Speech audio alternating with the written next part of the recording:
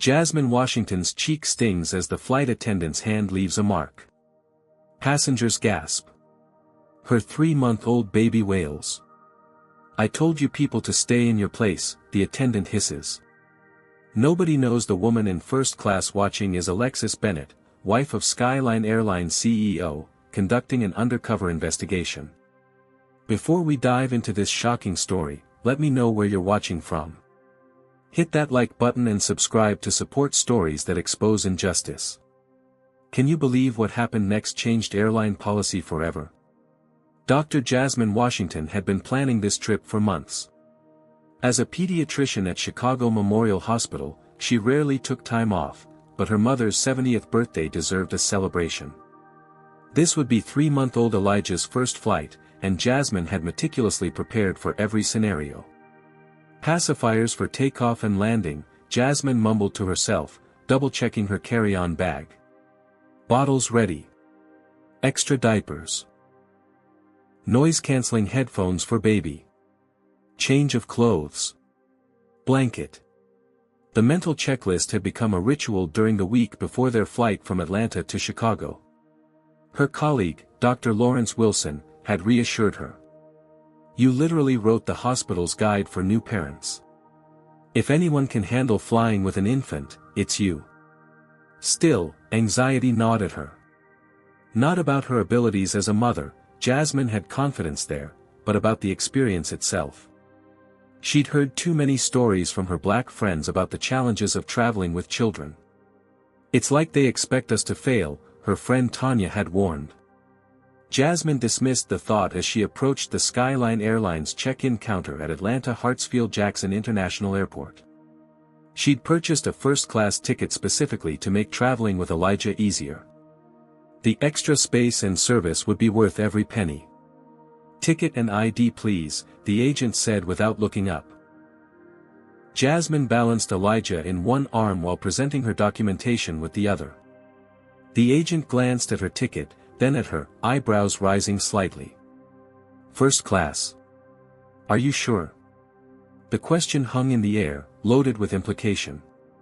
"Yes, I'm sure," Jasmine replied evenly, sliding her ID and boarding pass forward. "I purchased it specifically."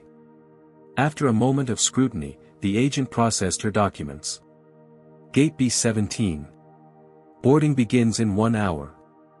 As Jasmine navigated toward security, she felt a tap on her shoulder. A TSA agent stood there, clipboard in hand. "Ma'am, you've been randomly selected for additional screening." Jasmine glanced around at the dozens of passengers streaming through. She was the only one being randomly selected.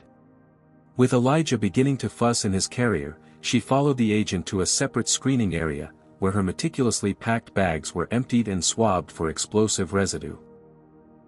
20 minutes later, she rushed toward her gate, reboarding after the delay. The flight was already in pre-boarding, with elderly passengers and families with small children entering the jet bridge.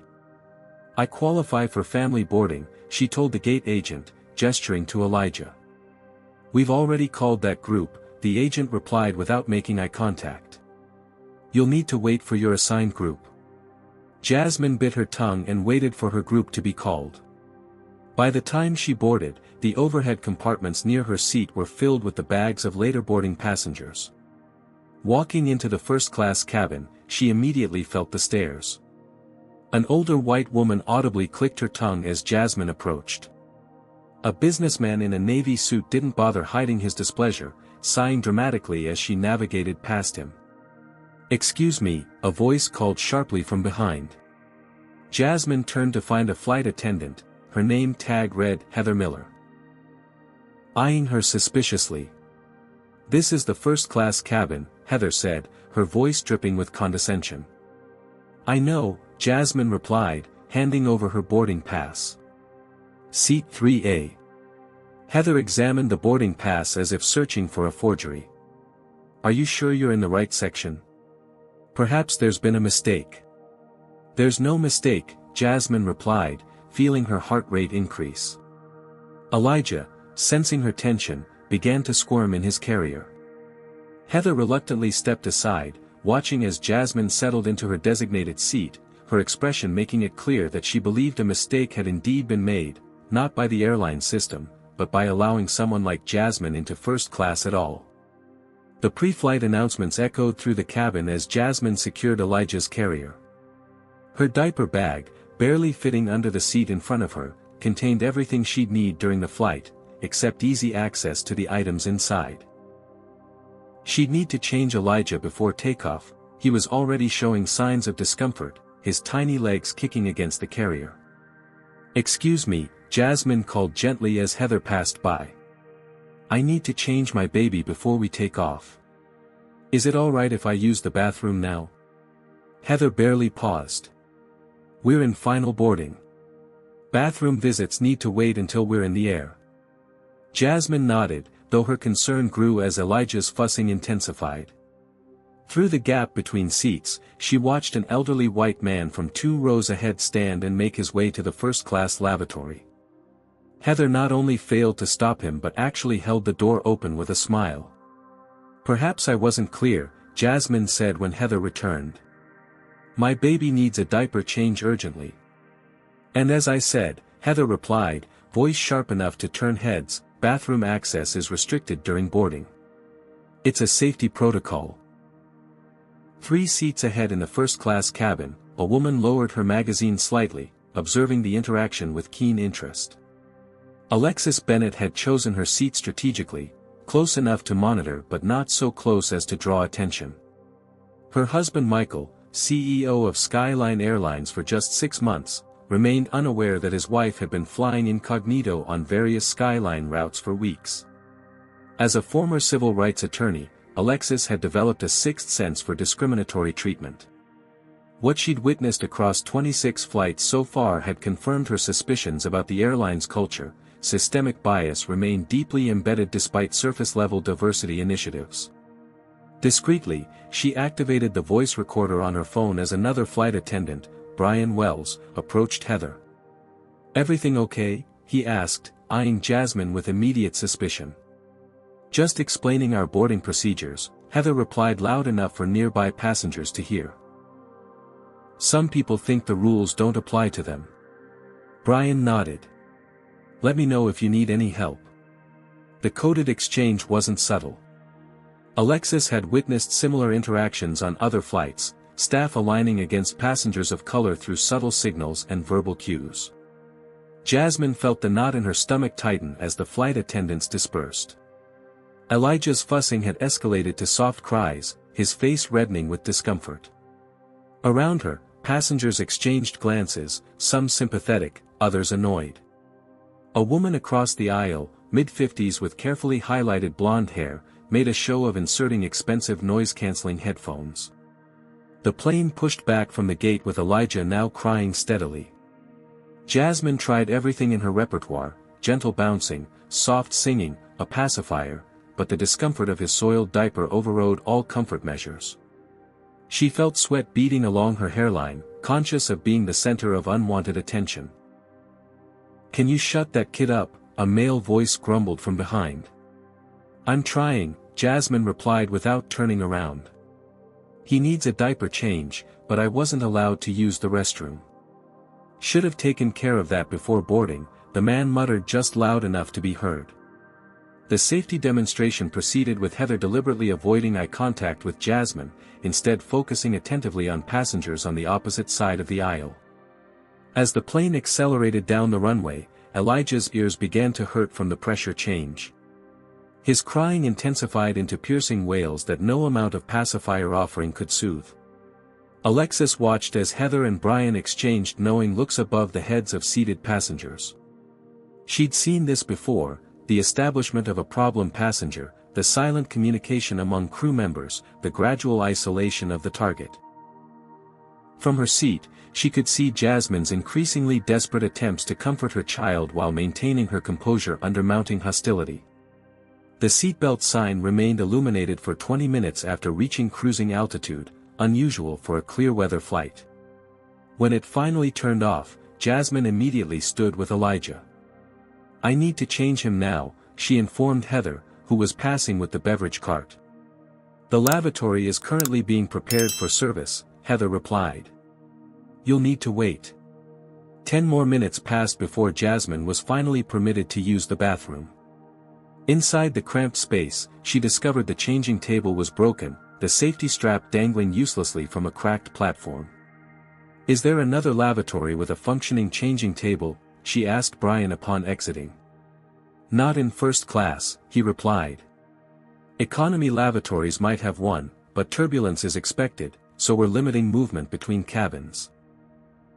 Left with no choice, Jasmine returned to her seat and attempted to change Elijah as discreetly as possible across her lap and the empty seat beside her. The awkward angle and limited space made the process difficult, prolonging Elijah's discomfort and crying. "Some people just don't know how to handle their children," Heather's voice carried clearly from the galley where she stood with Brian. "They expect everyone else to accommodate their poor planning." Alexis Bennett's jaw tightened as she continued recording. The pattern was unmistakable and consistent with reports she'd received from former employees. The situation was deteriorating rapidly, and Elijah's crying had become a catalyst for the latent racism that seemed to permeate the cabin. By the time the beverage service reached her row, Jasmine had finally changed Elijah, but the baby remained agitated from the prolonged discomfort and strange environment. "I'd like some warm water for his formula, please," Jasmine requested when Heather reluctantly stopped the cart at her row. "We don't provide warming services," Heather replied flatly. "Company policy." From her seat, Alexis had witnessed the same flight attendant warming a bottle for a white mother in economy class on a previous flight. The plane hit a pocket of turbulence, causing Elijah to startle and resume crying. The woman across the aisle, Karen Foster, according to the conversation Alexis had overheard earlier, removed her headphones and leaned toward Heather. "Is there any possibility of moving me to another seat? The noise is giving me a migraine." "Of course, ma'am," Heather responded with immediate sympathy. "Let me see what we can do for you." Within minutes, Heather had rearranged several passengers, effectively creating a buffer zone around Jasmine and Elijah. The isolation was subtle but unmistakable, they had been quarantined. Jasmine felt her professional demeanor beginning to crack under the accumulated stress and hostility. "Excuse me," she called as Heather passed again. "I'm familiar with Skyline's policy on supporting passengers with infants. Your website specifically mentions assistance with warming bottles and providing extra water." Heather's expression hardened. "I don't need a passenger telling me company policy." "I'm not trying to be difficult," Jasmine persisted. "My baby is hungry, and I just need some warm water." "You should have prepared better," Heather snapped, loud enough for nearby passengers to hear. "It's not our responsibility to compensate for your lack of planning." The tension in the cabin was palpable as the standoff continued. Elijah, now hungry as well as stressed, cried with increasing vigor. Jasmine, reaching her breaking point, stood to access her overhead bag for additional supplies. "Sit down immediately," Heather ordered. "The seatbelt sign is on." "It's not on," Jasmine countered, pointing to the unlit sign. "I need to get my son's formula." "I said sit down." Heather's voice rose sharply. Jasmine, running on maternal instinct and the last threads of her patience, reached for the overhead compartment. "My baby needs to eat. I'll only take a second." What happened next occurred so quickly that some passengers would later question their own recollections. As Jasmine stretched toward her bag, Heather grabbed her arm. When Jasmine instinctively pulled away, Heather's hand swung around and connected with Jasmine's face with an audible crack. The slap echoed through the suddenly silent cabin. Elijah's cries intensified at his mother's gasp of pain and surprise. A red mark bloomed across Jasmine's cheek as she stood frozen in shock. "I told you people to stay in your place," Heather hissed, apparently unaware that her words were clearly audible in the silent cabin. Alexis Bennett lowered her phone, having captured everything, her expression a mixture of horror and grim vindication. The situation had escalated beyond anything she'd anticipated, but it had revealed exactly what her investigation sought to expose, the ugly reality behind Skyline's polished corporate image. The cabin intercom crackled to life, this is Captain Reynolds speaking. We've been notified of a disturbance in the cabin. I'm considering diverting to Charlotte if order cannot be maintained. Please return to your seats immediately. See what you've caused. Heather whispered harshly to Jasmine. You're disrupting this entire flight. Alexis Bennet stood from her seat, no longer content to remain an observer. Actually, Captain, she called loudly enough for her voice to carry to the front galley where the intercom was located, what's disrupting this flight is your crew member who just assaulted a passenger. Heads turned toward the elegantly dressed woman stepping into the aisle. Heather's expression flickered with uncertainty at this unexpected intervention from first class. Who are you? She demanded.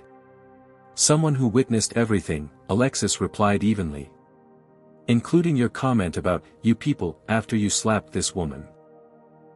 The racial undertone of Heather's comment now hung explicitly in the air. Several passengers shifted uncomfortably, while others began murmuring among themselves. That's not what happened, Heather insisted, though less confidently. I have it recorded, Alexis countered, holding up her phone. As I suspect do several other passengers. Indeed, at least a dozen phones were visible throughout the cabin, their cameras trained on the unfolding scene. The cockpit door opened, and First Officer Nathan Taylor emerged. Unlike the captain who remained at the controls, Nathan was younger, his expression concerned rather than confrontational as he assessed the situation. What's going on? He asked, addressing the cabin generally rather than any specific person. Before Heather could speak, Jasmine stepped forward, Elijah clutched protectively against her chest. Your flight attendant denied me basic services because of my race, verbally degraded me in front of other passengers, and then physically assaulted me when I attempted to get formula for my hungry baby. Nathan's eyes widened slightly. That's a serious accusation. One supported by multiple witnesses and recordings, Alexis added, stepping closer. Several passengers nodded in agreement. She's exaggerating, Heather insisted. The passenger was disruptive and aggressive. I was maintaining order. By slapping her? Alexis challenged.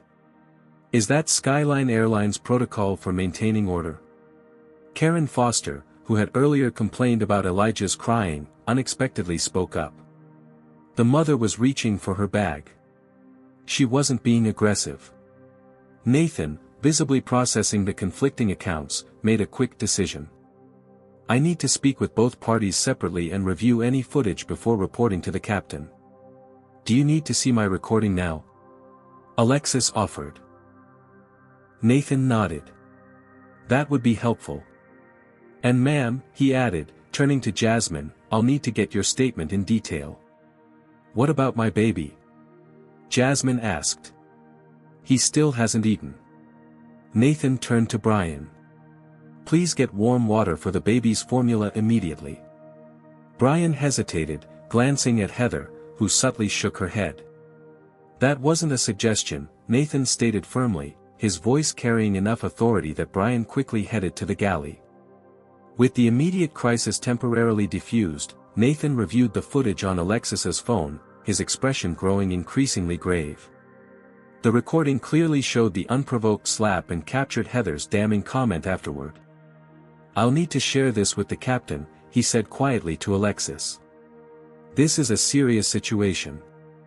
While Nathan was speaking with the captain via the interphone, Heather began moving through the cabin, her demeanor suddenly transformed into one of professional concern. Folks, I'll need to ask that all recording devices be put away, she announced. It's against airline policy to film crew members without consent. That's not true, challenged a passenger who appeared to be in his 30s. FAA regulations permit passengers to record as long as it doesn't interfere with crew duties.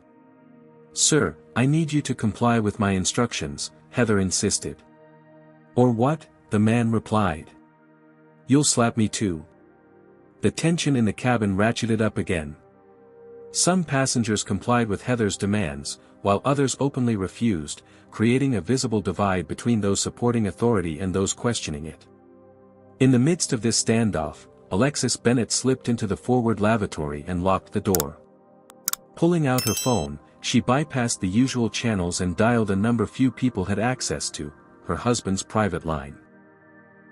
Michael Bennett, CEO of Skyline Airlines, was in the middle of a budget meeting when his phone vibrated with his wife's unique ringtone. He excused himself immediately. "Alexis? What's wrong?" His wife never called during his workday unless it was urgent. "Michael, I'm on flight 1372 to Chicago," she began without preamble. "One of your flight attendants just slapped a black mother who was trying to get formula for her baby." "She did what?" Michael's voice rose sharply. "It's worse than we thought, Michael. The discrimination is blatant, it's systemic, and now it's escalated to physical assault. I have it all recorded. Are you okay? Is the passenger okay?" "I'm fine." She's shaken but handling it incredibly well considering. "But this isn't just about one incident. This is exactly what I've been documenting for weeks. The culture is toxic, and it's happening across the system." Michael was already pulling up the flight details on his computer. "The plane is still 3 hours out from Chicago. I'll have a response team meet it at the gate. And Alexis." "Yes. Be careful. Don't put yourself at risk." "Too late for that," she replied grimly. "I've already identified myself as a witness. I haven't revealed my connection to you yet, but I will if necessary." After ending the call, Alexis returned to find the cabin still in disarray. Nathan was attempting to restore order while simultaneously taking statements from witnesses. Heather had retreated to the galley, where she appeared to be in intense conversation with Brian and another flight attendant. Jasmine sat feeding Elijah, who had finally calmed with a full stomach, but her hands trembled slightly and the red mark on her cheek had begun to darken. The isolation around her remained. Passengers on either side had been moved, creating a buffer that felt more like quarantine than protection. Alexis made a decision. Approaching Jasmine's row, she took the empty seat beside her. "I'm sorry this happened to you," she said simply. Jasmine glanced up, wariness evident in her expression. "Thank you for speaking up. Most people don't." "This shouldn't have happened in the first place," Alexis replied. "And it's not the first time something like this has occurred on this airline." "I'm not surprised," Jasmine said quietly, stroking Elijah's cheek as he drank. "Just disappointed. I prepared for everything except being assaulted for trying to feed my baby." As they spoke, the atmosphere in the cabin had divided further. Some passengers were openly supportive of Jasmine, offering water or assistance. Others deliberately avoided eye contact or whispered among themselves, occasionally shooting glances that made their allegiance to Heather clear. "They're going to try to make this your fault," Alexis warned in a low voice. "When we land, there will likely be law enforcement waiting. They'll try to frame this as you being disruptive." "I'm a doctor," Jasmine replied. "I understand how systems protect themselves. I just never expected to be on this side of it." The flight continued toward Chicago, the normal routine of service disrupted by the simmering tension. Nathan had taken over primary service for Jasmine's section, while Heather remained conspicuously absent. The division in the cabin reflected the larger societal fractures that had been exposed by a single moment of unvarnished racism, a slap that would soon reverberate far beyond the confines of Flight 1372. The final approach into Chicago O'Hare brought no relief from the tension that permeated the cabin. As the plane touched down with a slight bounce, passengers immediately reached for phones that had been in airplane mode, and within moments, the first social media posts about the incident were being uploaded. "Ladies and gentlemen, please remain seated with your seatbelts fastened until we reach the gate and the captain has turned off the seatbelt sign," Brian announced, his voice notably lacking the usual warmth of arrival greetings. Jasmine cradled a sleeping Elijah, exhaustion etched across her features. The confrontation had drained her, but she maintained her composure, aware that the ordeal was far from over. "Look," Alexis said quietly, showing her phone screen to Jasmine. Outside the windows, they could see 2 police vehicles positioned near their arrival gate, lights flashing. "They're not here to help me, are they?" Jasmine asked, though her tone suggested she already knew the answer. That depends on how the airline has characterized the incident, Alexis replied. As the aircraft door opened, Captain Reynolds made an unexpected announcement. Ladies and gentlemen, due to an incident during our flight, we've been asked to hold all passengers for questioning by airport authorities. Please remain in your seats. Murmurs of discontent spread through the cabin. Several passengers had connections to make, and others protested being detained for something they hadn't been involved in. 2 uniformed Chicago police officers boarded, followed by an airline representative in a sharp Skyline uniform. The representative conferred briefly with Captain Reynolds and Heather before all eyes turned toward Jasmine's seat. Ms. Washington, one officer called. We need you to come with us, please. Jasmine's heart raced, but she stood with dignity, Elijah secure in his carrier. Am I being detained? Or arrested? We just need to take your statement about the disturbance, the officer replied, his hand resting casually near his weapon, a detail not lost on the watching passengers. The disturbance, Jasmine repeated carefully, where I was assaulted by your employee. She directed this question to the airline representative. Before he could respond, Alexis Bennett stood. Officers, I believe you're approaching the wrong person. The individual who committed assault is standing right there. She pointed directly at Heather, who blanched visibly. Ma'am, please stay out of this, the second officer advised. I'm afraid I can't do that, Alexis replied, her voice carrying throughout the cabin. My name is Alexis Bennett. My husband is Michael Bennett, CEO of Skyline Airlines. The revelation landed like a thunderclap. Heather's face drained of color entirely, while the airline representative fumbled with his tablet, clearly blindsided. Mrs. Bennett, he stammered. We weren't aware you were on this flight. Clearly, Alexis replied dryly. I've been conducting an undercover assessment of our service culture for the past 3 months. What I witnessed today was not only a violation of company policy but a criminal assault motivated by racial bias. The dynamic in the cabin shifted instantly. The officers, now uncertain about who they should be questioning, looked to the airline representative for guidance, but he appeared equally lost. At Skyline headquarters in Dallas, Michael Bennett sat in the Emergency Operations Center, watching the situation unfold through the airport's security cameras. The moment his wife had called, he'd activated protocols typically reserved for major safety incidents. Get me a direct line to CPD's airport commander, he instructed his security chief. And prepare the corporate jet. I want our chief diversity officer and legal counsel in Chicago within 2 hours. On the aircraft, the confusion had created an opening. Several passengers approached the officers, phones extended to show their recordings of the incident. I have the whole thing on video, offered a college-aged woman. The flight attendant definitely hit her first. She also made racial comments, added another passenger. Called them, you people, right after slapping her. The officers, faced with multiple witnesses and video evidence contradicting whatever report had prompted their presence, shifted their approach. We'll need statements from everyone involved, the senior officer announced. Including you, he added, turning to Heather. I was just following procedure, Heather insisted, her confidence faltering.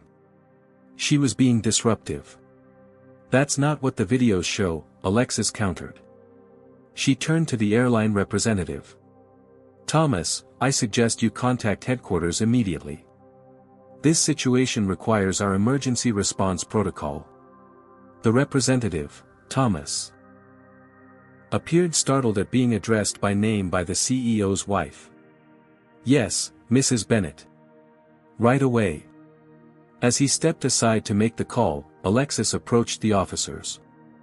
I understand you have a job to do, but I want to be clear, Dr. Washington is the victim here, not the perpetrator.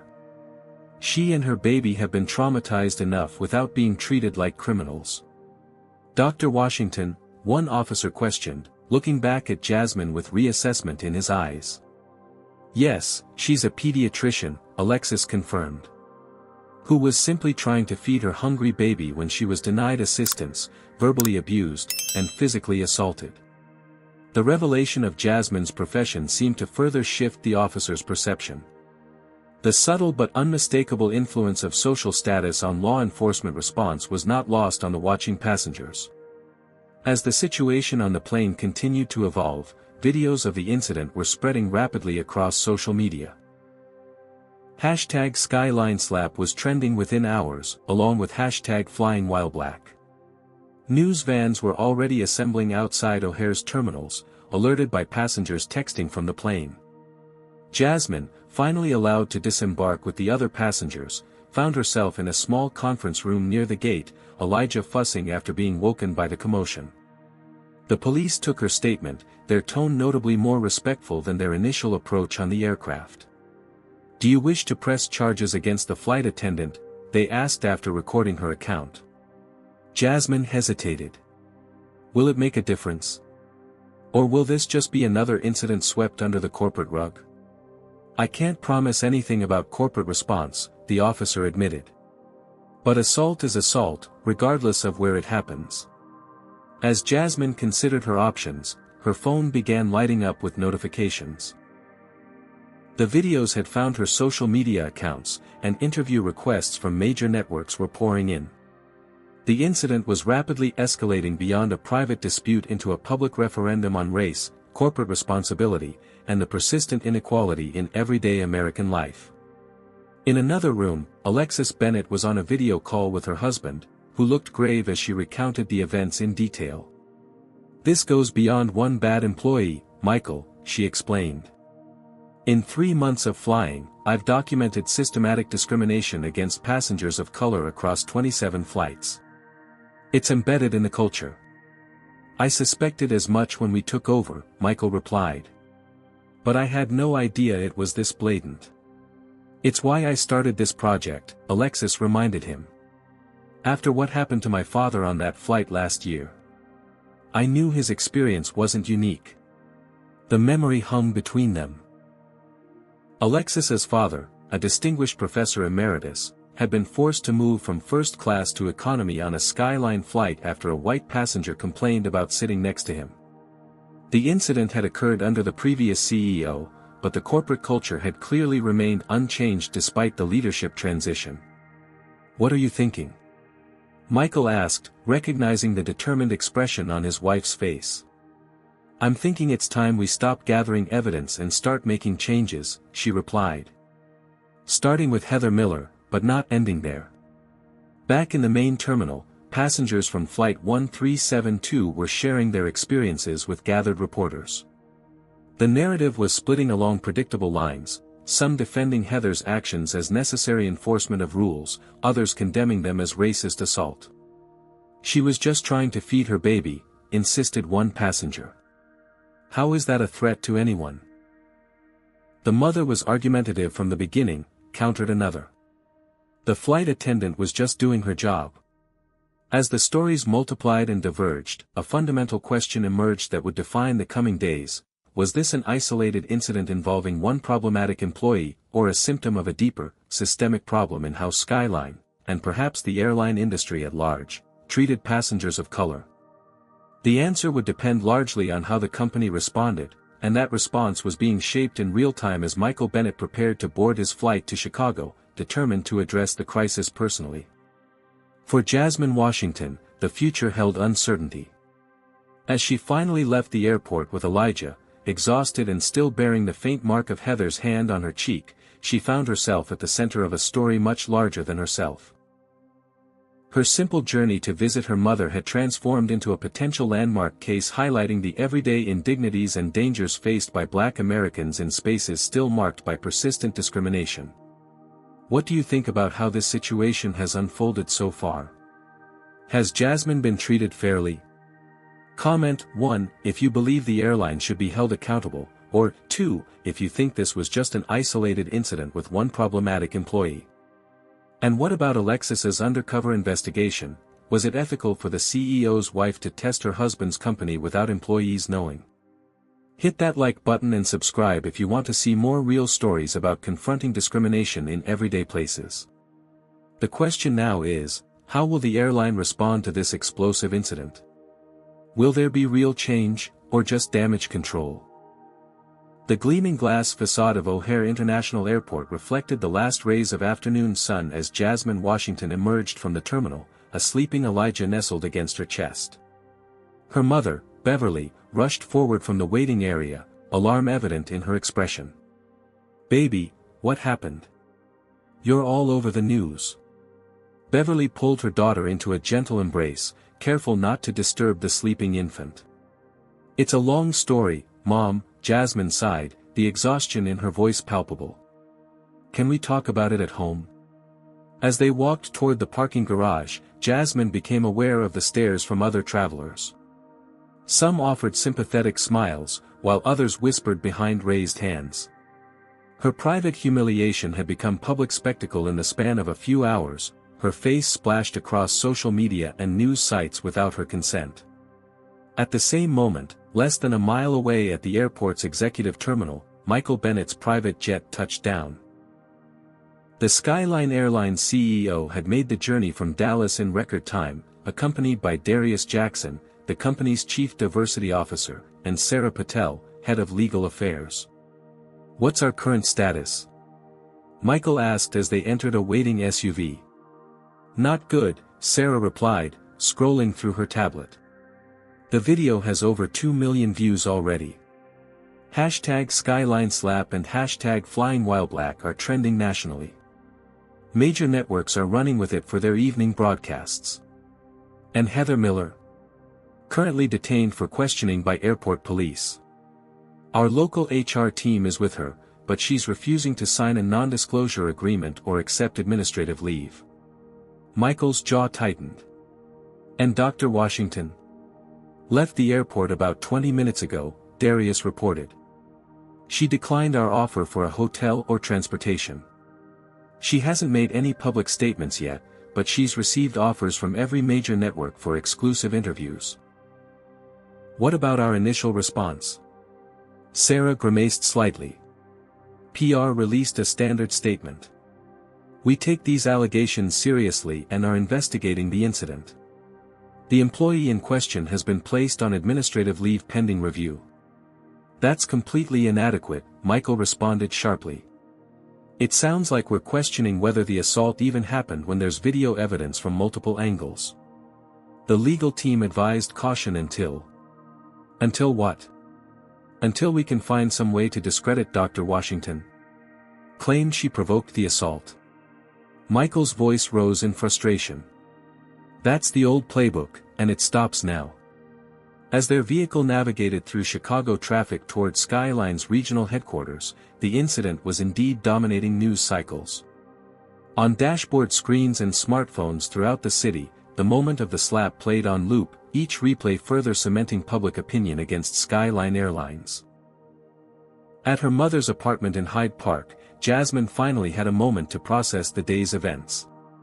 After settling Elijah in the portable crib her mother had prepared, she sank onto the couch and allowed herself to cry for the first time since the assault. "It's okay, baby," Beverly soothed, sitting beside her daughter. "Let it out." "I did everything right, Mom," Jasmine managed between sobs. "I was polite. I was patient. I followed their rules even when they made no sense. And still." "I know," Beverly replied, her own voice tight with anger and old pain. "It doesn't matter how many degrees you have or how politely you speak. To some people, our skin is always a provocation." Jasmine's phone buzzed again, the 20th call from an unknown number in the past hour. Media requests had been pouring in, alongside messages of support from colleagues and friends who had recognized her in the viral videos. "You don't have to talk to any of them," Beverly advised. "But you should talk to a lawyer before the airline tries to spin this against you." "They already have," Jasmine replied, showing her mother the Skyline statement that was circulating online. "Notice how they call it allegations, even though it's on video from multiple angles." Back at Skyline's Chicago offices, Michael Bennett faced a conference room filled with regional executives, all of whom looked distinctly uncomfortable. "I want to be absolutely clear," Michael stated, his tone leaving no room for equivocation. What happened today on Flight 1372 is indefensible. There will be no attempts to justify it, minimize it, or shift blame to the victim. Sir, ventured one executive, our standard protocol in these situations is part of the problem, Michael finished. Those protocols were designed to protect the company at all costs, even when we're clearly in the wrong. That ends today. On the large screen behind him, footage from Flight 1372 played silently, not the confrontation itself, but earlier interactions showing the pattern of discriminatory treatment Jasmine had experienced from the moment she boarded. This is from my wife's phone, Michael explained. She's been documenting these patterns across our network for months. What you're seeing isn't an isolated incident, it's a culture. The executive shifted uncomfortably as the footage continued, showing Heather Miller's different treatment of white passengers versus Jasmine. But sir, another executive interjected, this is just one employee who clearly violated our policies. Our diversity training has failed, Darius Jackson stated firmly. I've been reviewing our incident reports for the past 6 months. Complaints of discriminatory treatment are categorized as customer misunderstanding at a rate 3 times higher when filed by passengers of color. And our legal settlement history tells an even clearer story, Sarah added. We've quietly settled 27 discrimination cases in the past 2 years alone, all with NDAs that prevent the victims from speaking publicly. This revelation drew surprised looks from some of the executives. Information had been deliberately siloed to prevent a comprehensive understanding of the problem's scope. The question isn't whether we have a systemic issue, Michael concluded. The data makes that undeniable. The question is what we're going to do about it. As the meeting continued, Heather Miller sat in a small office several floors below, facing her own moment of reckoning. The local HR director had just informed her that she was being terminated, effective immediately. This isn't fair, Heather protested. I was following procedures for disruptive passengers. Ms. Miller, we've reviewed multiple videos of the incident, the HR director replied wearily. At no point was Dr. Washington disruptive. You denied her basic services, isolated her from other passengers, and then physically assaulted her while using language with clear racial connotations. She was reaching for the overhead bin during service. The service cart was nowhere near her row, and the seatbelt sign was off. Multiple witnesses have confirmed this. Heather's expression hardened. So I'm the scapegoat. One mistake in 15 years of service, and I'm thrown under the bus. This wasn't your first incident, Ms. Miller, the HR director countered, sliding a folder across the desk. Your file contains 8 previous complaints of discriminatory treatment toward passengers of color. Each was investigated and dismissed under the previous administration. Those passengers were being difficult. They didn't understand our procedures. Or perhaps you applied those procedures differently based on who you were serving. The HR director stood, signaling the end of the discussion. Your personal belongings will be collected from your locker and sent to your home address. You are no longer permitted on Skyline property or flights. As Heather was escorted from the building, her termination was just the beginning of Skyline's response. Upstairs, Michael Bennett was approving a new official statement to replace the inadequate initial response. Skyline Airlines acknowledges and takes full responsibility for the inexcusable treatment of Dr. Jasmine Washington and her infant son on today's Flight 1372. The physical assault and discriminatory treatment she experienced represent a complete failure of our service standards and human decency. The employee involved has been terminated, but we recognize that this incident reflects broader cultural issues within our organization that we are committed to addressing. We have reached out to Dr. Washington directly to offer our unreserved apology and to make appropriate amends. This incident will serve as a catalyst for comprehensive reform of our training, policies, and accountability systems. The statement marked a departure from the typical corporate playbook of denial and deflection, but whether it would be enough to address the growing crisis remained to be seen. That evening, as Jasmine finally checked social media after putting Elijah to bed, she found her inbox flooded with messages. Among them was an email from Michael Bennett himself, requesting a private meeting to apologize in person and discuss how Skyline could make amends. More surprisingly, there was also a message from Alexis Bennett, offering to share what her investigation had uncovered about systemic discrimination within the airline. "They're in full damage control," Beverly commented when Jasmine showed her the emails. "They'll offer you money to keep quiet and sign an NDA." "Probably," Jasmine agreed. "But something about these messages feels different. Especially from Mrs. Bennett." Before she could elaborate, her phone rang with a call from Dr. Lawrence Wilson, her colleague from Atlanta. "Jasmine, are you okay? I just saw the news." "I'm hanging in there," she replied, grateful for a friendly voice. "Listen, there's something you should know," Lawrence continued, his tone shifting to one of urgency. "You're not alone. The same flight attendant, Heather Miller, did something similar to my sister last year. She filed a complaint but nothing ever came of it." "Did she physically assault your sister?" Jasmine asked, alarmed. "No, but the discrimination was blatant. They forced her to move seats because a white passenger didn't want to sit next to her. When she refused, they threatened to have her removed from the flight." As they spoke, Lawrence mentioned that his sister hadn't been the only one. He knew of at least 3 other black medical professionals who had experienced discriminatory treatment on Skyline flights. After ending the call, Jasmine sat in thoughtful silence. What had happened to her wasn't an isolated incident or the actions of one bad apple, but part of a pattern. The realization solidified her resolve. This wasn't just about seeking justice for herself, but about addressing a systemic problem that affected countless others who didn't have viral videos to validate their experiences. Meanwhile, across town, another conversation was taking place.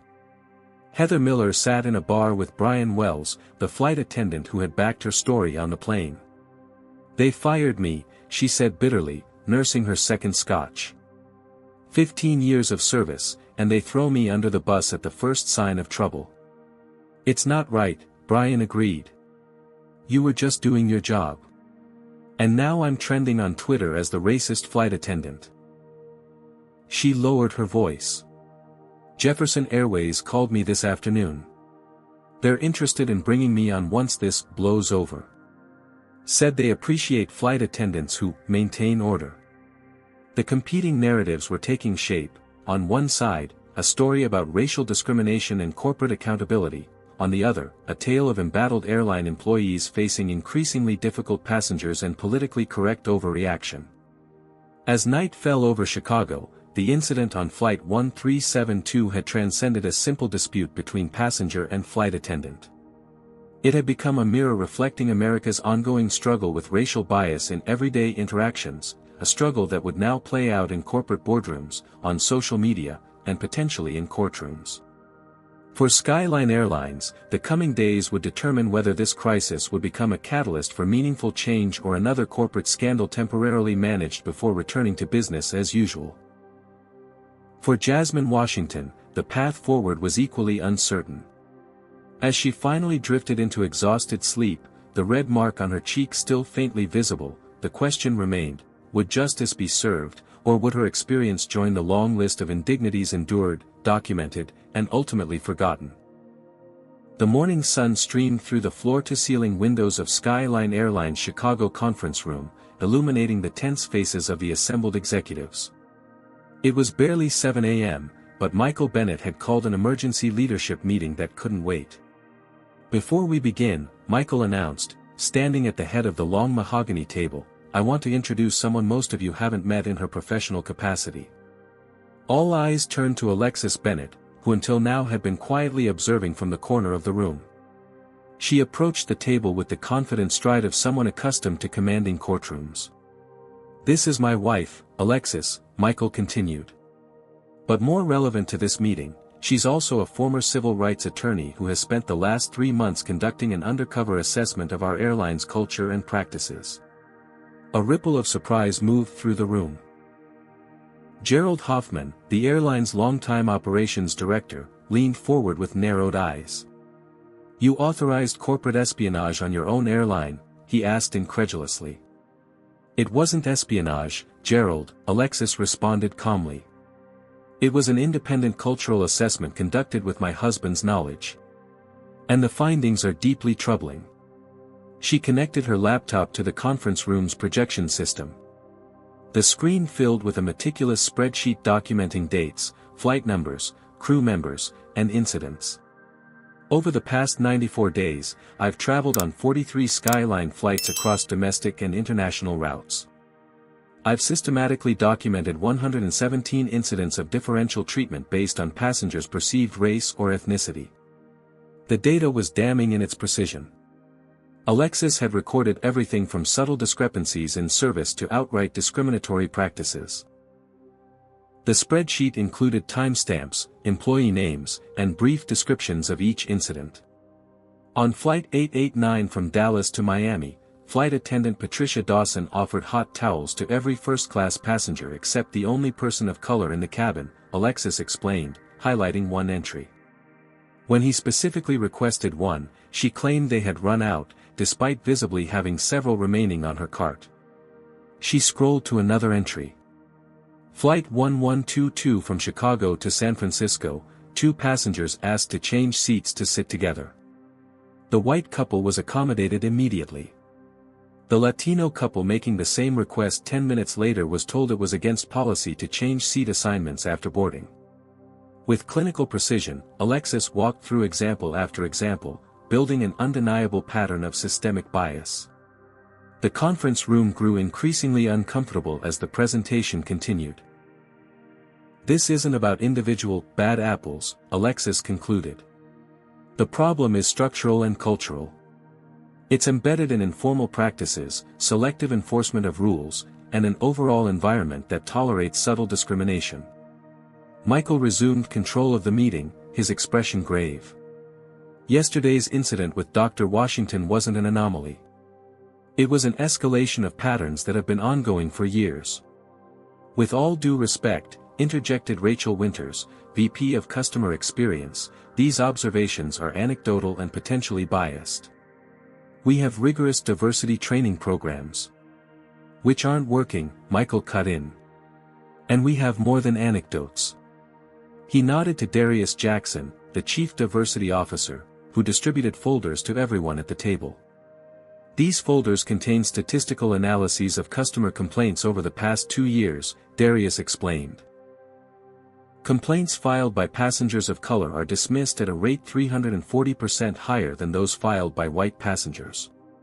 When compensation is offered for service failures, white passengers receive offers averaging 26% higher in value than non-white passengers experiencing identical issues. The room fell silent as the executives reviewed the data.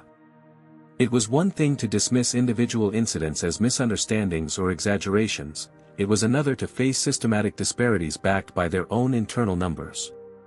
There's more, Michael said. I'd like to introduce someone.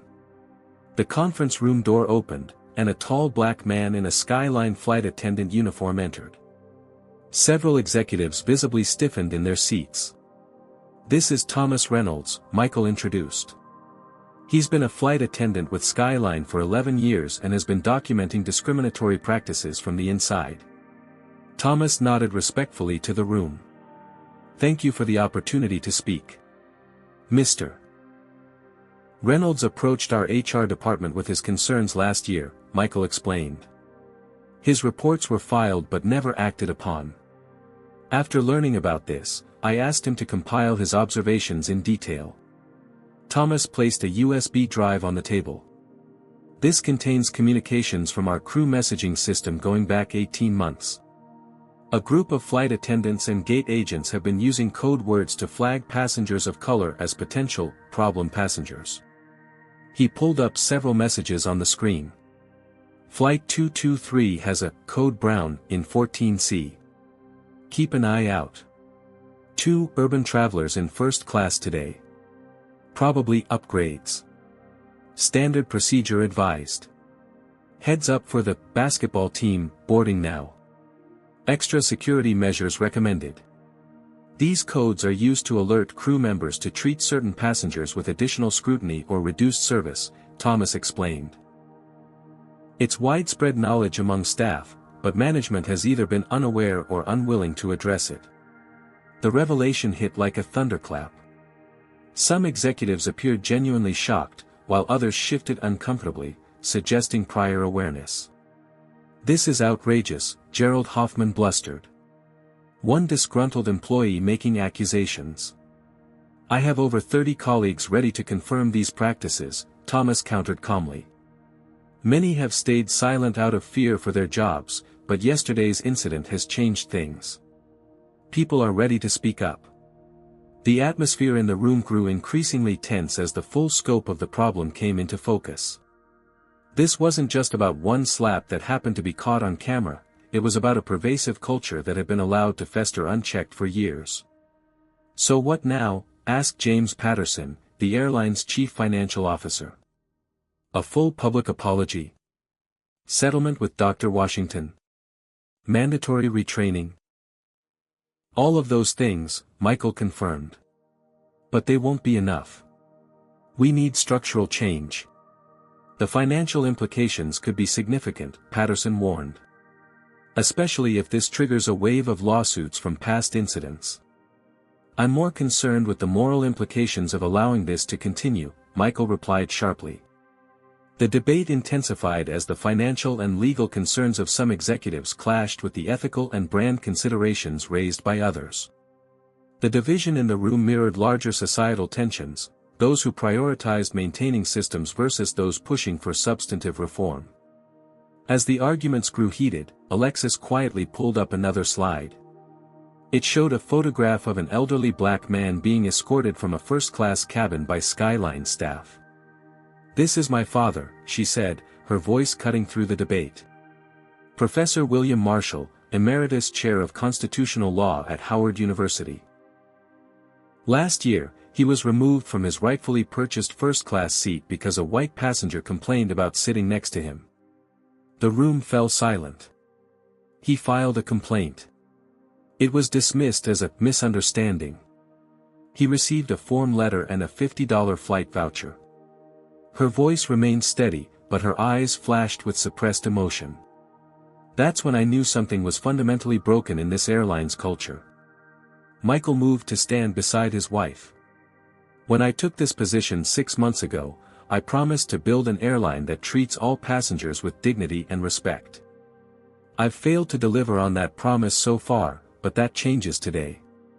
He turned to the executive team. "This isn't just about avoiding lawsuits or protecting our brand. It's about who we are as a company and what we stand for. Either we commit to real change, or we continue perpetuating a system that discriminates against people like Dr. Washington, Thomas, and my father-in-law." The personal connection transformed the conversation. What had been abstract corporate risks suddenly had a human face, one connected to their CEO. "What exactly are you proposing?" asked Rachel Winters, her tone notably more receptive than before. Michael outlined a comprehensive plan, an independent audit of all policies and procedures, transparent reporting of passenger complaint outcomes by demographic categories, mandatory anti-bias training with regular testing and accountability measures, new anonymous reporting systems for employees to flag discriminatory behavior, and a complete overhaul of performance metrics to include equitable treatment as a core evaluation criterion. And most importantly, he concluded, we need to change our approach to incidents like what happened to Dr. Washington. No more defensive posturing or victim blaming. When we're wrong, we acknowledge it, apologize sincerely, make amends, and fix the underlying issues. As the meeting continued, the debate shifted from whether change was needed to how it should be implemented. The corporate inertia that had protected discriminatory practices for years began to give way to a new direction. Not everyone was on board. Gerald Hoffman pulled Michael aside during a short break. "You're overcorrecting," he warned in a low voice. "Our core customers in premium cabins are predominantly white business travelers. If they perceive we're prioritizing political correctness over their comfort. If comfort means allowing some passengers to be treated as second-class citizens, then we need to redefine comfort," Michael replied firmly. "And I reject the premise that our white passengers want or expect discriminatory treatment of others. We're not giving anyone special treatment, we're ensuring equal treatment for everyone. Across town, Jasmine Washington was facing her own difficult decision. Her phone had been ringing constantly since dawn. Calls from media outlets, attorneys specializing in civil rights cases, and even several passenger advocacy groups. "You need to strike while the iron is hot," urged Beverly, her mother. "Once the news cycle moves on, they'll try to sweep this under the rug." "I know," Jasmine sighed, bouncing Elijah gently as he fussed. "But I don't want to be just another viral moment. If I'm going to speak out, it needs to create real change." Her phone buzzed with a text from Alexis Bennett, "Meeting with executive team now. They need to hear your experience directly. Would you be willing to meet with Michael and me today?" Jasmine stared at the message, weighing her options. On one hand, meeting privately with the airline executives could be seen as accepting a behind-closed-doors resolution.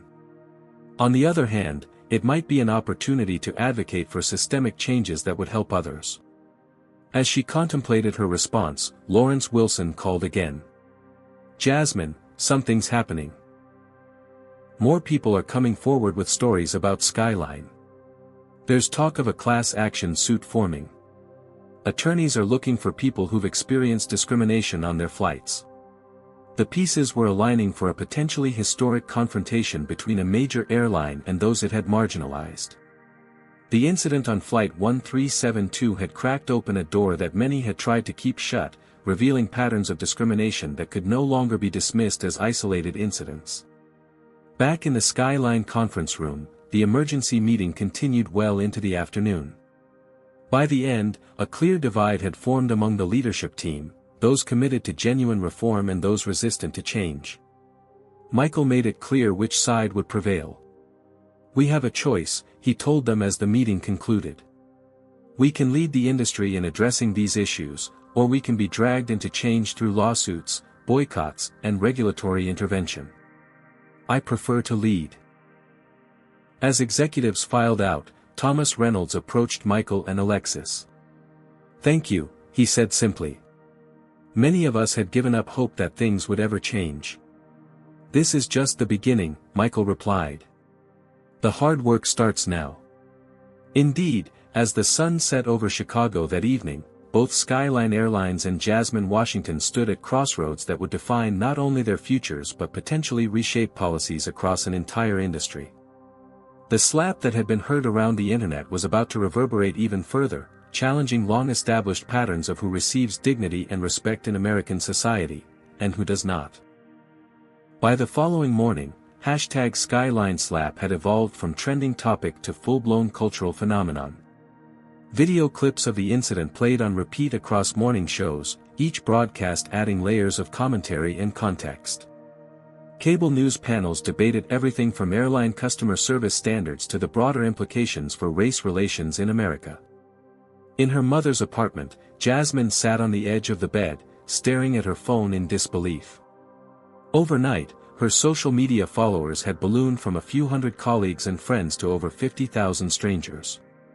Her inbox contained interview requests from every major network, along with thousands of direct messages, some supportive, others disturbingly hostile. "Look at this," she said, showing her mother a particularly vicious message. "This person says I provoked the flight attendant for attention and should be charged with disrupting a flight." Beverly shook her head grimly. "They'll always find a way to blame us, baby. Always." The hate messages were increasingly disturbing. Some contained racial slurs, while others made explicit threats. Several included Jasmine's home address in Atlanta, information that should not have been publicly available. "I'm calling the police," Beverly insisted after seeing a particularly graphic threat. "These people are unhinged." While Jasmine grappled with this unwanted and frightening attention, Heather Miller was crafting her own narrative. Released from questioning without immediate charges, she had accepted an invitation to appear on Morning America Now, a conservative-leaning talk show known for its sympathetic treatment of those caught in culture war crossfires. "I want to be clear," Heather said, dabbing carefully at the corner of her eye with a tissue, "I deeply regret that the situation escalated to physical contact. That should never have happened, and I take responsibility for that moment of poor judgment." The host nodded sympathetically.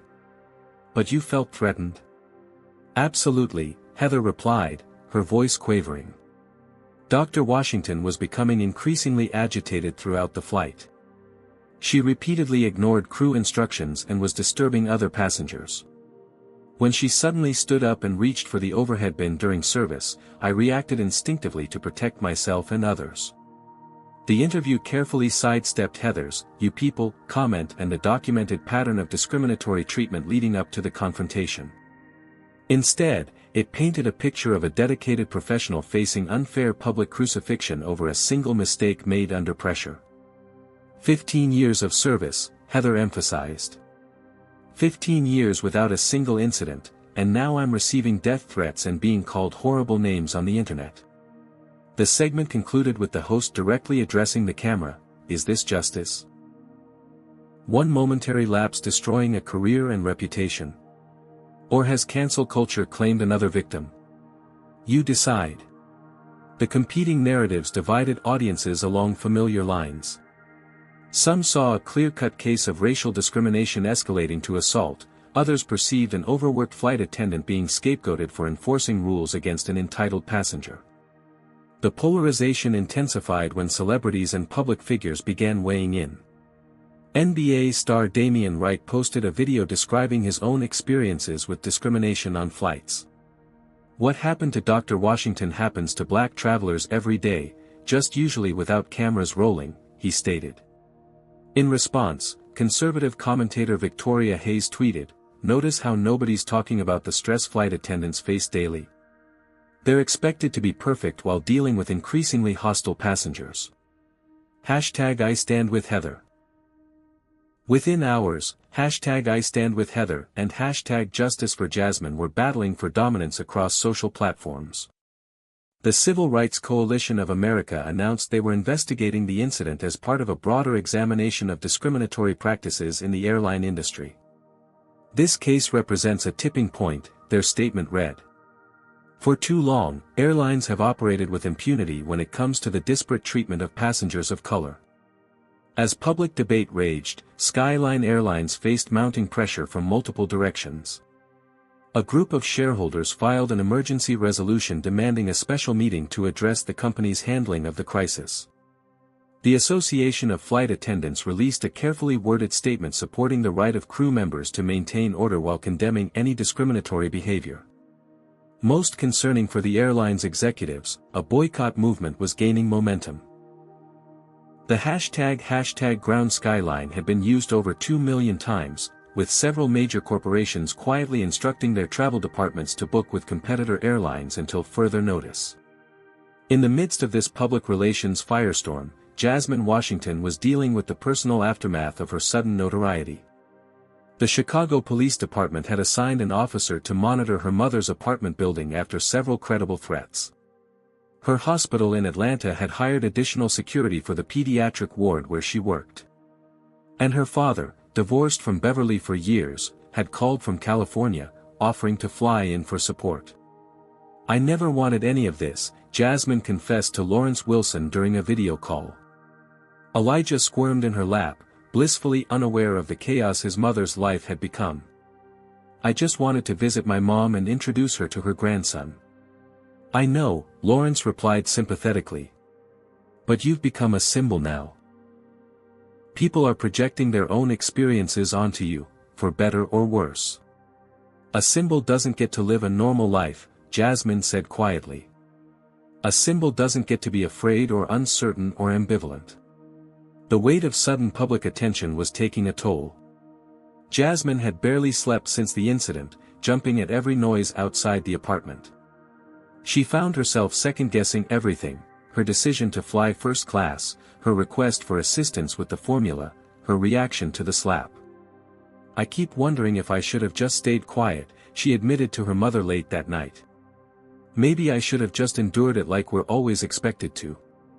Beverly took her daughter's hand firmly. "No. Enough is enough. Our parents and grandparents stayed quiet because speaking up could get them killed. You have the opportunity to demand better, and you should take it. Across town, Michael and Alexis Bennett were navigating their own tumultuous aftermath.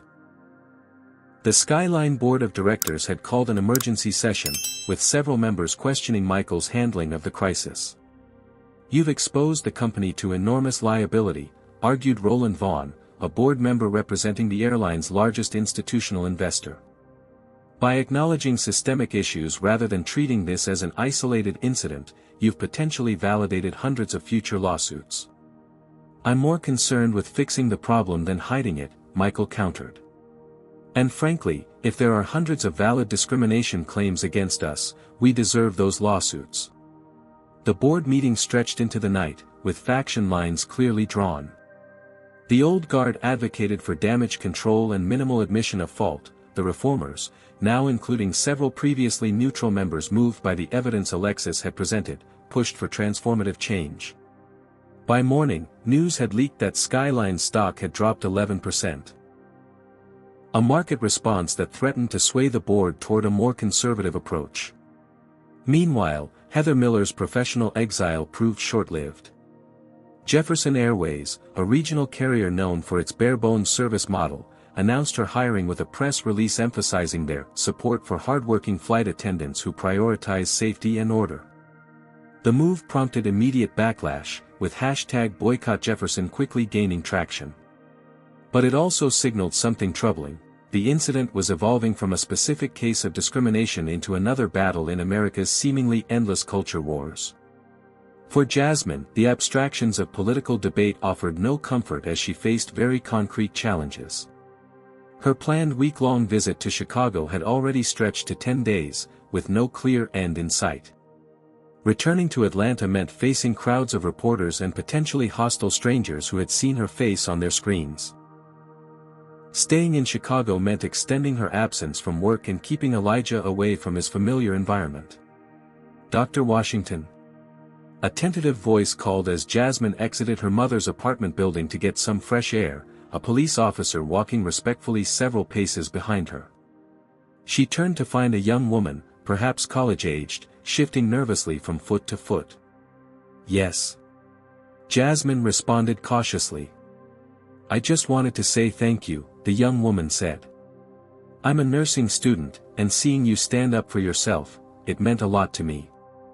My mom always told me we have to be twice as good to get half as much, and watching how composed you stayed through all this."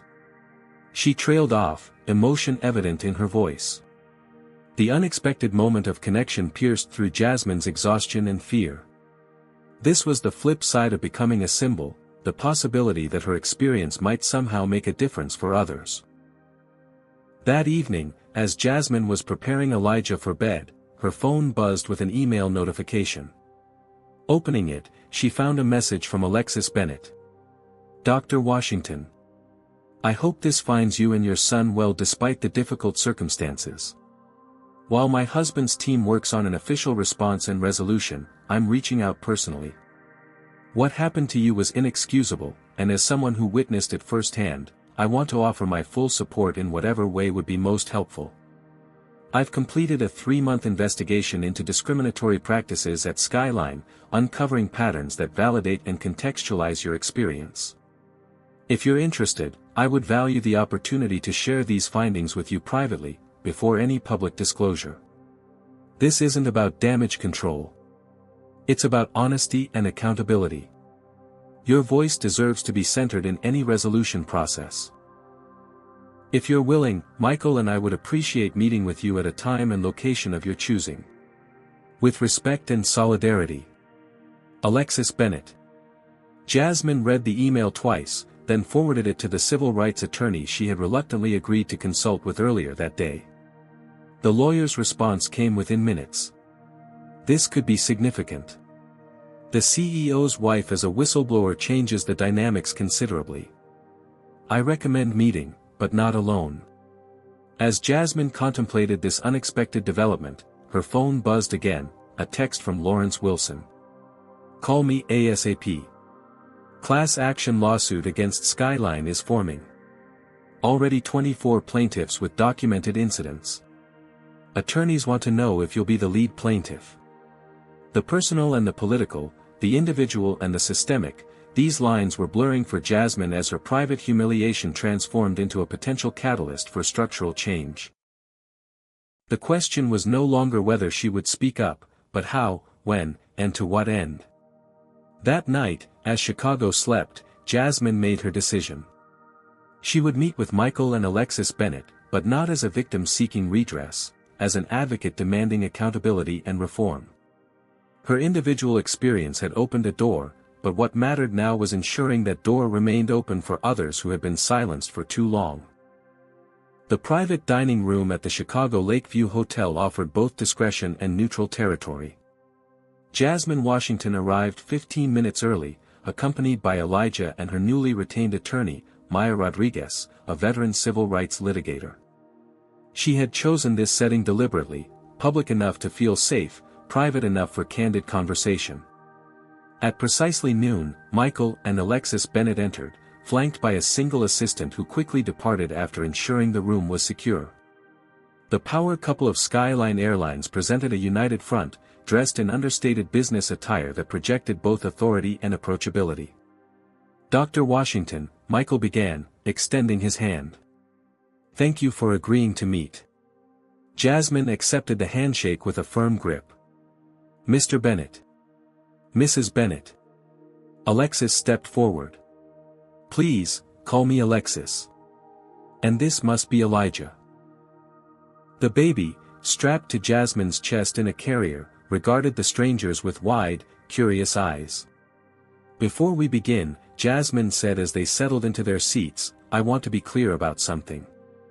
I'm not here for a settlement offer or to be convinced to stay quiet." Michael nodded. "That's not why we asked to meet. We're here because what happened to you represents a systemic failure within our company, one that we're committed to addressing transparently and comprehensively." "I've heard corporate promises before," Maya interjected. "They tend to evaporate once the PR crisis passes." "That's a fair concern," Alexis acknowledged. She placed a thick folder on the table. "Which is why I want to share my complete findings with you, unredacted and without corporate filtering." For the next hour, Alexis walked Jasmine and Maya through the extensive documentation she had compiled over her 3-month investigation. The evidence was meticulous and damning. Statistical analyses showing racial disparities in service recovery, internal communications revealing coded language used to identify passengers of color, and dozens of testimonials from both passengers and employees who had witnessed or experienced discrimination firsthand. "This isn't just about one flight attendant or one incident," Alexis explained, turning to a particularly troubling page of data.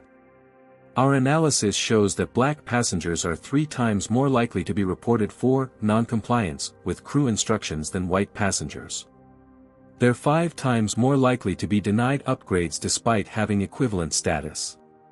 And complaints filed by passengers of color are dismissed at a rate nearly 4 times higher than those filed by white passengers." Jasmine absorbed the information with growing disquiet. What had happened to her wasn't an aberration, it was a predictable outcome of entrenched patterns. "Why are you showing us this?" Maya asked directly.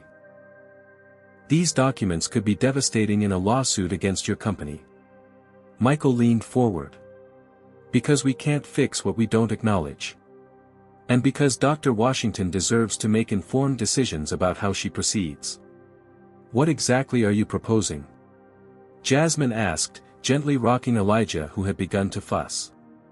"First, an unequivocal public apology acknowledging the incident and the broader context," Michael replied. "Not a carefully worded corporate statement, but a genuine acknowledgement of harm done. Second," Alexis continued, "financial compensation that recognizes both the immediate trauma and the ongoing impact this has had on your life and career. No NDA, no confidentiality clause." Maya's eyebrows rose slightly. The absence of a non-disclosure requirement was unusual and significant. "And third," Michael concluded, "we want to establish an independent passenger advocacy board with real power to implement policy changes and hold management accountable. We'd like you to consider heading that board, Dr. Washington." The proposal hung in the air between them. It was far more substantive than the typical corporate damage control strategy. While those steps sound promising, Maya interjected, they don't address the legal liability Skyline faces. My client has grounds for a substantial lawsuit, and she's not the only one. A class action suit is forming as we speak. We're aware, Michael acknowledged. And we're not asking Dr. Washington to waive her legal rights.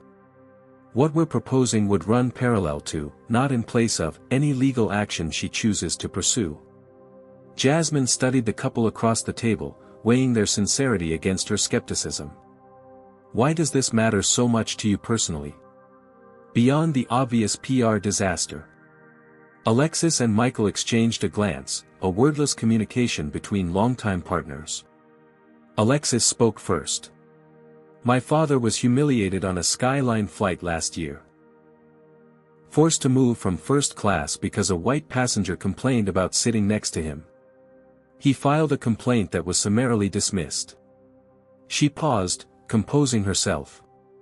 When Michael took over as CEO 6 months ago, I showed him my father's experience wasn't unique.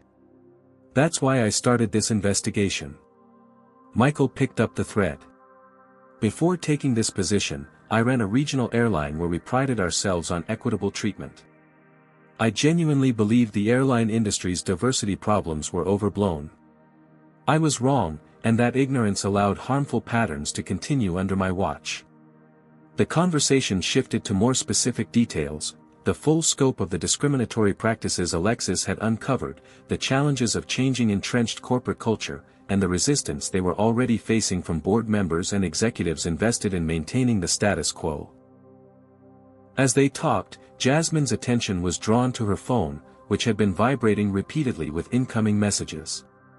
Excusing herself briefly to check if it was an emergency, she found multiple texts from Lawrence Wilson.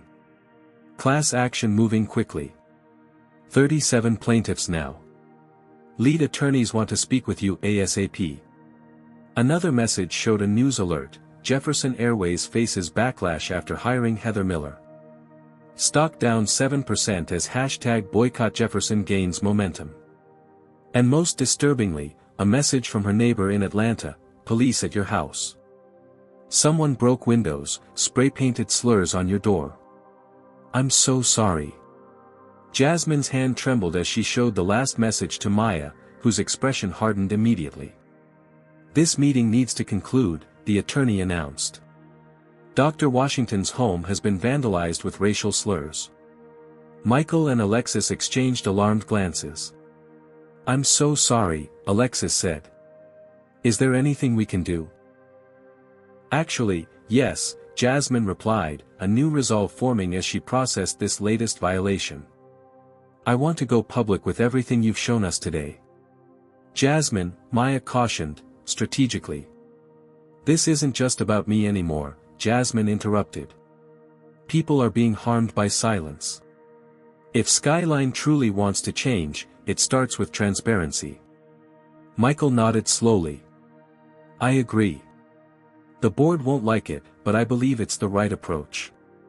They quickly formulated a plan, a joint press conference the following day where Skyline would publicly acknowledge the systematic discrimination Alexis had documented while announcing concrete steps to address it. Jasmine would share her experience, contextualizing it within the broader pattern of discrimination rather than as an isolated incident. As they prepared to leave, Jasmine had one more question. What happened to Heather Miller? Beyond her termination? She's been hired by Jefferson Airways, Michael replied grimly. But there may be more serious consequences. The Chicago DA's office is reviewing the case for potential assault charges. The meeting concluded with a tentative alliance formed, not the typical adversarial relationship between corporation and wronged customer, but a collaborative effort to leverage a painful incident into meaningful change. Outside the hotel, as Jasmine and Maya waited for their car, the attorney expressed her reservations. You're taking a risk by aligning with them so publicly before any legal resolution. I know, Jasmine acknowledged. But this isn't just about winning a lawsuit. It's about ensuring this doesn't happen to someone else's child when Elijah is old enough to fly on his own. Across town, another meeting was taking place. A group of attorneys representing 36 former Skyline passengers had gathered to discuss strategy for what could become one of the largest discrimination class actions in aviation history. "We need Dr. Washington as our lead plaintiff," argued Daniel Chen, the senior partner orchestrating the case. "Her incident has the video evidence, the public attention, and the professional credibility that makes her account virtually unimpeachable. She's meeting with Skyline's CEO today," another attorney pointed out. "They'll try to buy her silence. Then we need to make sure she understands what's at stake beyond her individual case," Chen replied. "This isn't just about one slap, it's about decades of systematic discrimination that's gone unchallenged because each victim felt alone." Meanwhile, in a suburban Chicago hotel room, Heather Miller was conducting her own damage control. Her new position with Jefferson Airways was already in jeopardy as the boycott movement gained traction. Her phone buzzed with a notification, a message from Brian Wells, her former colleague at Skyline. "They're throwing us all under the bus," his text read. "CEO's wife has been spying on crews for months." Thomas Reynolds turned whistleblower. "They're saying we had a system of racial coding for passengers. Don't say anything to anyone without a lawyer." Heather's stomach dropped. The system Brian referenced wasn't an official company policy, just an informal practice among certain crew members.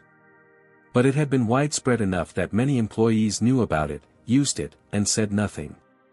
As evening fell over Chicago, these separate strands began weaving together into what would soon become a watershed moment in the history of American commercial aviation. The incident on Flight 1372, a brief, shocking act of physical aggression caught on camera, had cracked open a door into practices long hidden from public view. For Jasmine Washington, the personal cost continued to mount. The vandalism of her home was just the most visible manifestation of the backlash she faced for simply speaking her truth. Yet as she prepared for the next day's press conference, she found her resolve strengthening rather than weakening. "They're trying to silence you," her mother observed as they discussed the vandalism. "That tells you how dangerous your voice is to the status quo." "I know," Jasmine replied, looking down at Elijah sleeping peacefully in his portable crib.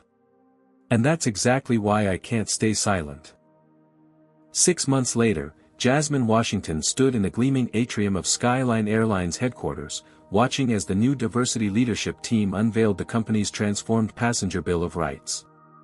Elijah, now 9 months old and recently mastering the art of crawling, squirmed happily in the arms of Beverly, who had flown in for the occasion. The journey to this moment had been neither straight nor easy. The joint press conference held the day after her meeting with the Bennetts had sent shockwaves through the airline industry and beyond. Skyline's public acknowledgement of systematic discrimination, backed by Alexis's meticulous documentation, had initially sent the company's stock plummeting by 17%. The board of directors, panicked by the financial fallout, had attempted to oust Michael Bennett in an emergency session. They failed by a single vote after several institutional investors made it clear they viewed the transparency as a necessary first step toward meaningful reform. "Ladies and gentlemen," announced Darius Jackson, now elevated to Executive Vice President of Customer Experience and Inclusion, "today marks not the conclusion of our work, but a significant milestone in our ongoing commitment to equitable service for all passengers." Behind him, a diverse team of executives and frontline employees stood ready to detail the specific policy changes that have been implemented over the previous 6 months. Among them was Thomas Reynolds, the whistleblower flight attendant who now headed Skyline's newly established ethics and reporting office. As Jasmine listened to the presentation, her mind drifted back to the tumultuous weeks that followed the incident. The class action lawsuit had proceeded, with Jasmine as one of 39 named plaintiffs. Rather than fighting the case, Skyline had taken the unprecedented step of acknowledging liability and focusing instead on establishing fair compensation and structural reforms. The settlement, finalized just 2 weeks earlier, included $42 million in damages to be distributed among the plaintiffs and a binding commitment to specific policy changes with measurable outcomes, all to be overseen by an independent monitoring committee. Jasmine's personal settlement had been substantial, though she had directed a significant portion toward establishing a foundation supporting minority students entering aviation careers. The financial security it provided allowed her to reduce her clinical hours and devote time to her role as chair of Skyline's Passenger Experience Advisory Board. Dr. Washington, Darius continued, drawing her attention back to the present, has been instrumental in reshaping our approach to passenger service. Her first-hand experience, combined with her professional expertise, has guided us in developing training protocols that address both explicit and implicit bias. The spotlight shifted to Jasmine, who stepped forward to polite applause. 6 months ago, such public attention would have made her deeply uncomfortable. Now, she had grown accustomed to speaking her truth before cameras and crowds. "Thank you, Darius," she began. "When I boarded Flight 13726 6 months ago, I was simply a mother traveling with her child. I never intended to become the face of a movement for change in the airline industry. But what happened to me that day, and the discovery that it reflected patterns experienced by countless other passengers of color, demanded a response beyond individual redress." She outlined the changes implemented across Skyline's operations: mandatory anti-bias training for all staff, led by experts rather than perfunctory online modules. New hiring practices designed to increase diversity at all levels, quarterly audits of passenger complaints analyzed by demographic categories, mystery shoppers from diverse backgrounds regularly assessing service consistency, and perhaps most significantly, a fundamental shift in how the airline responded to allegations of discriminatory treatment. No longer will passengers who report discrimination be treated as the problem, Jasmine explained. Instead of defensive denial, Skyline has committed to listening, investigating thoroughly, and addressing root causes. The changes were already showing measurable results. Passenger complaints related to discriminatory treatment had initially increased as people felt empowered to report incidents, but the severity and frequency of such incidents had begun to decline significantly as the new training and accountability systems took effect. "This work is not complete," Jasmine concluded. "Transforming an entrenched culture takes time, vigilance, and ongoing commitment. But the progress we've seen demonstrates that meaningful change is possible when companies have the courage to acknowledge problems rather than hide them." As she stepped back, Alexis Bennett took the podium. No longer operating undercover, she had become a powerful advocate for reform, leveraging her legal background and insider knowledge to push for industry-wide standards. "Skyline's journey toward equity shouldn't be unique," she asserted. "That's why we're sharing our training materials, accountability frameworks, and measurement tools with other airlines.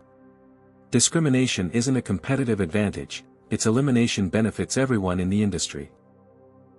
The press event concluded with Michael Bennett announcing that Skyline would host the first annual Aviation Equity Summit the following spring, bringing together airlines, regulatory agencies, and passenger advocacy groups to establish industry-wide standards for equitable treatment. After the formal presentation, as attendees mingled during the reception, Jasmine found herself approached by a young flight attendant she didn't recognize. "Dr. Washington," the woman said hesitantly, "I just wanted to thank you. I've been with Skyline for 3 years, and I've seen things that made me uncomfortable but felt powerless to change. What you did, it's changed the whole atmosphere. We can actually speak up now without fear of retaliation." These personal affirmations had become increasingly common as Jasmine's work with the airline progressed.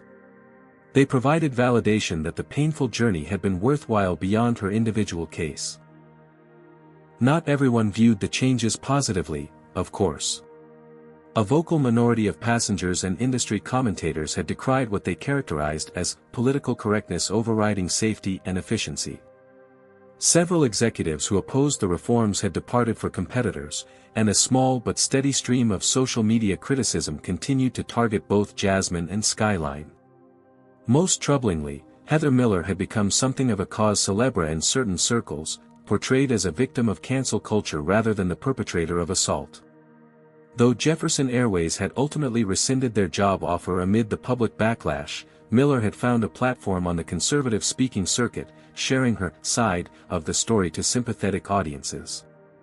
The criminal case against her had concluded with a plea agreement, assault charges reduced to disorderly conduct, resulting in probation and community service rather than jail time.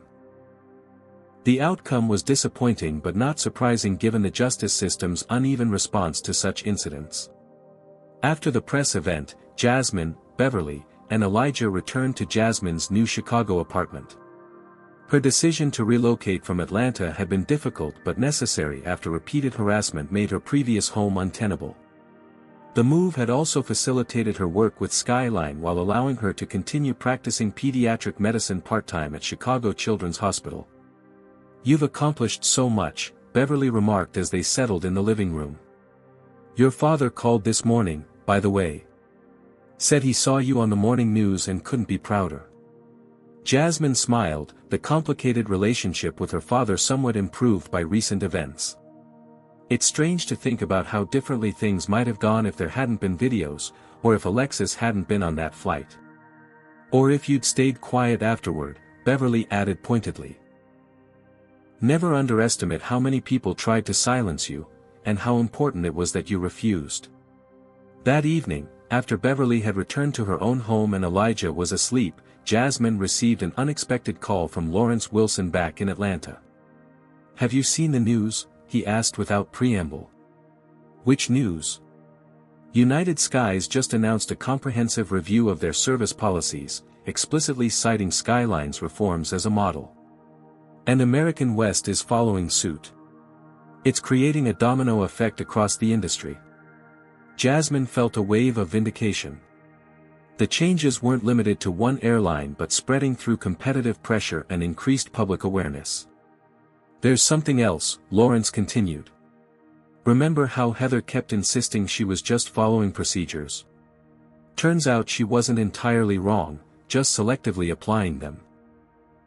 A group of former Skyline trainers have come forward saying they were instructed to teach different service standards for different types of passengers, using coded language to avoid explicit discrimination claims. Who gave those instructions? That's the interesting part. They trace back to directives from the previous CEO, the one Michael Bennett replaced. There's talk of potential securities fraud investigations because the company was hiding discrimination liabilities from shareholders. The conversation reinforced what Jasmine had learned throughout this journey: individual incidents of discrimination rarely exist in isolation but typically reflect systemic issues embedded in organizational cultures and practices. The following morning brought the ultimate test of Skyline's transformed approach. Jasmine had booked tickets for herself and Elijah on a Skyline flight to visit friends in Boston, their first time flying with the airline since the incident. As they approached the check-in counter, Jasmine felt a flutter of anxiety. Despite all the work she'd done with the company, despite all the policy changes and training improvements, the memory of that humiliating slap remained vivid. "Good morning, Dr. Washington," greeted the agent, recognizing her immediately. "We're honored to have you flying with us today." The boarding process proceeded smoothly, with staff treating her with the same professional courtesy extended to other passengers, neither the excessive deference that would signal special treatment nor the subtle hostility she had experienced before. As they settled into their first-class seats, a flight attendant approached with a genuine smile. "Welcome aboard, Dr. Washington. Is there anything you or your son need before we take off?" The simple question, asked with authentic concern rather than obligatory formality, represented everything Jasmine had been working toward. Not preferential treatment, but equal dignity and respect for all passengers regardless of their appearance or background. When the plane landed in Boston without incident, Jasmine felt a weight lift that she hadn't fully acknowledged was still there. The system hadn't just changed on paper, it had changed in practice. As she disembarked with Elijah, she passed a diverse group of flight attendants in the galley, including several people of color in leadership positions that had been predominantly white 6 months earlier. "Thank you for flying with us, Dr. Washington," one called warmly. "We hope to see you again soon." Walking through Boston Logan Airport, Jasmine reflected on how a moment of trauma had catalyzed a movement for change. Her individual experience, painful as it was, had created an opening to address long-standing patterns that had affected countless other travelers whose stories went untold and unaddressed. The work wasn't finished. Discrimination didn't disappear through policy changes alone, and vigilance would be required to prevent backsliding once public attention inevitably moved on to other issues.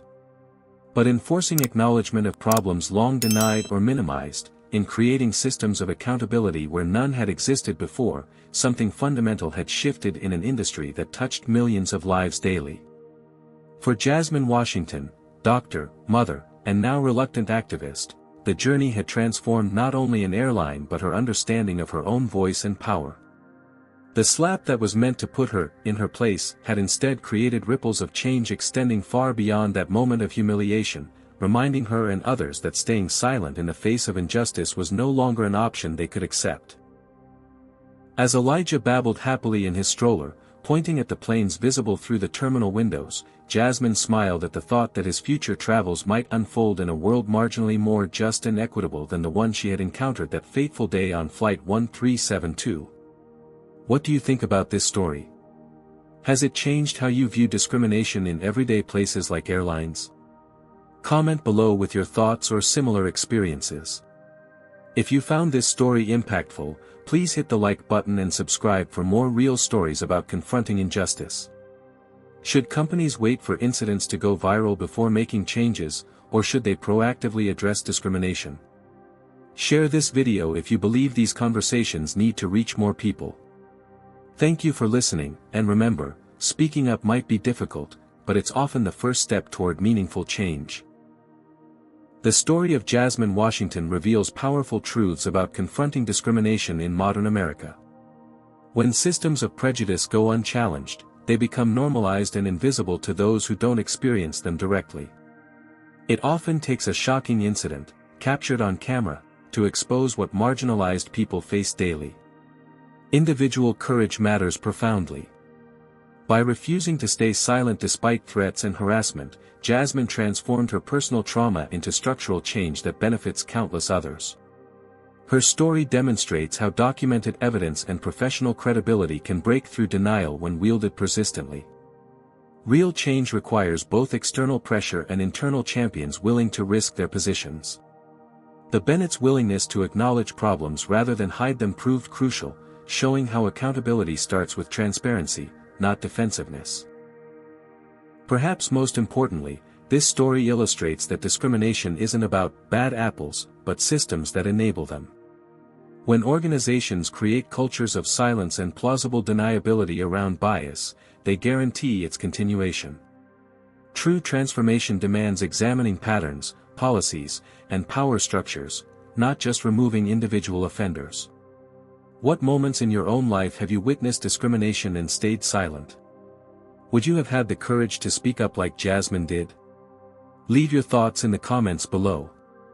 If this story resonated with you, please hit that like button and subscribe for more powerful stories about everyday heroes standing against injustice. Share this video with someone who needs to understand how discrimination operates in seemingly professional environments. Thank you for listening, and remember, change begins when someone refuses to accept the unacceptable.